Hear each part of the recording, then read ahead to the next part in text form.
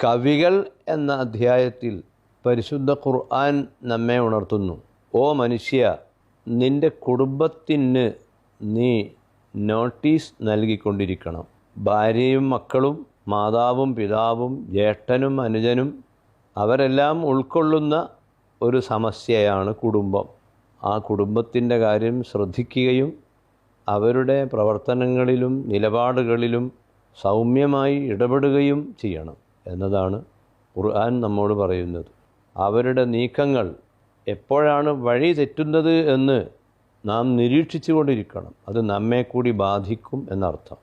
ഏത് വഴിയിലൂടെ പോയാലും അതിൻ്റെ ഗുണവും നഷ്ടവും അവർക്ക് തന്നെയാണെങ്കിലും നമ്മെ കൂടി അത് ബാധിക്കും. അതുകൊണ്ടാണ് വിശുദ്ധ ഖുർആൻ സൂറത്തു ശുഅറായിൽ 214 വാക്യത്തിൽ പറഞ്ഞു, മനുഷ്യ, നിൻ്റെ കുടുംബത്തെ നീ ഇടയ്ക്കിടെ ഉണർത്തിക്കൊണ്ടിരിക്കണം. നീ സത്യത്തിൻ്റെയും ന്യായത്തിൻ്റെയും കൂടെ നിൽക്കുമ്പോൾ അവരും അങ്ങനെ ആകണം എന്നൊരു ചിന്ത നിനക്ക് വേണം.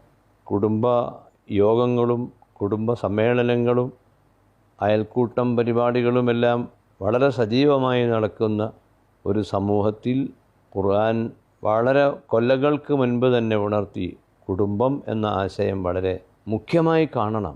അവരെ ഇടയ്ക്കിടെ വിളിച്ച് ഉണർത്തണം. കുടുംബത്തിലുള്ള എല്ലാവരും നമ്മുടെ കൂടെ ഒരുമിച്ച് കൂടുന്ന, അവരുടെ വീട്ടിൽ നാം എത്തുന്ന വിവിധ പരിപാടികൾ ഉണ്ടാകും.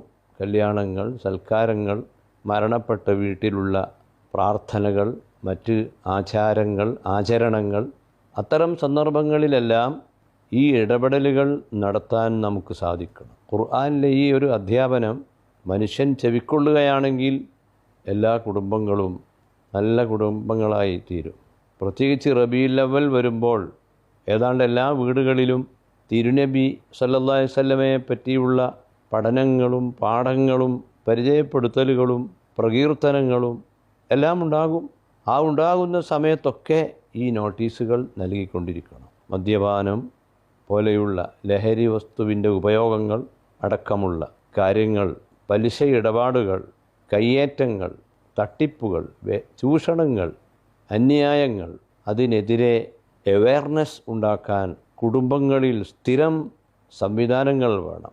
അവരുടെ അടുക്കൽ ചെന്ന് ന്യായവും സത്യവും പറയാൻ കഴിയണമെങ്കിൽ ന്യായം പാലിക്കുന്ന നല്ല ഒരു കുടുംബത്തലവൻ ഉണ്ടാകണം. അതൊക്കെ രൂപപ്പെടുത്താൻ മനഃപൂർവ്വമുള്ള ശ്രമങ്ങൾ എല്ലാ നാടുകളിലും ഉണ്ടാകണം. ഈ റബീഉൽ അവ്വലിൽ അതിൻ്റെ എല്ലാം ഒരു തുടക്കം കുറിക്കാൻ നമുക്കെല്ലാം സാധിക്കട്ടെ എന്ന് ആശിക്കുകയാണ്. അള്ളാഹു അനുഗ്രഹിക്കട്ടെ.